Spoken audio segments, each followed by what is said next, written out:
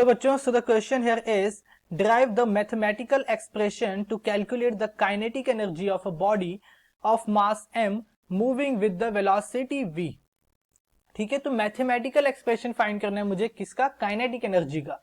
तो कॉन्सेप्ट हम यहाँ पे यूज करेंगे काइनेटिक एनर्जी का, काइनेटिक एनर्जी।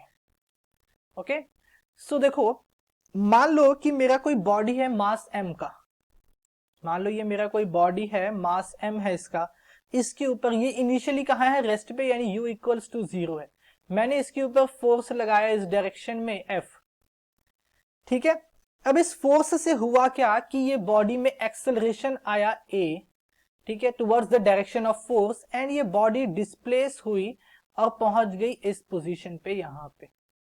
ठीक है, और मान लो इसके अंदर जो डिस्प्लेसमेंट हुआ दैट इज s, जो इसने डिस्टेंस ट्रेवल किया वो s ट्रेवल किया। ठीक है, एंड फाइनल जो इस पॉइंट पे इसकी वेलोसिटी हो गई दैट इज v।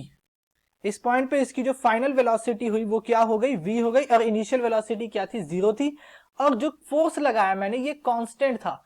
तो एक्सेलरेशन भी कैसा होगा, ये कांस्टेंट एक्सेलरेशन होगा। ओके, एंड मुझे पता है थर्ड इक्वेशन ऑफ मोशन क्या कहती है कि अगर कांस्टेंट एक्सेलरेशन है तो हम क्या यूज कर सकते हैं, v square minus u square equals to 2as। हम third equation of motion use कर सकते हैं।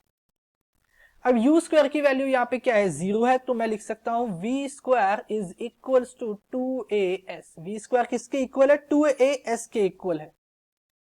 ओके, अब एक चीज देखो, तो यहां से मैं s क्या लिख सकता हूं, मैं s को लिख सकता हूं s will be equal to v square by 2a। Displacement यानी मेरा डिस्टेंस जो इसने ट्रेवल किया that is equal to v square upon 2a।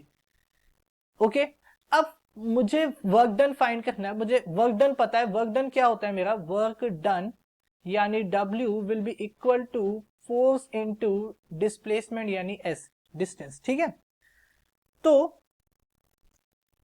यहां पे मैं देखो क्या लिख सकता हूं, इसका मतलब क्या हुआ, इससे मैं लिख सकता हूं फोर्स कितना होगा, ma। फोर्स क्या होगा, ma होगा ना, force mass into acceleration force होता है। ठीक है, और s।